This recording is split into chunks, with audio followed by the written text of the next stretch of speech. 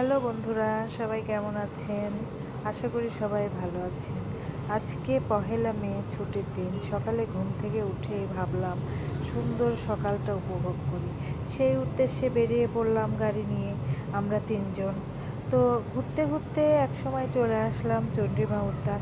এসে একদম মুগ্ধ হয়ে চেয়ে রইলাম। দেখি লাল সবুজে যেন মিলেমিশে একাকার। শহরটা এক নতুন রঙে সেজে উঠেছে। এ যেন এক মন স্বর্গের ছোঁয়া। সত্যি মুগ্ধ হয়ে চেয়ে রইলাম, আর ভাবলাম আমার সাথে সাথে আপনারাও যেন দৃশ্যটা উপভোগ করেন।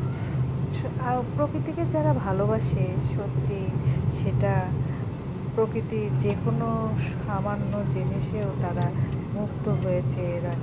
তাই নাকি না বলেন? যদি আমার ভিডিও ভালো লাগে তবে লাইক, কমেন্ট, শেয়ার করে আমার পাশে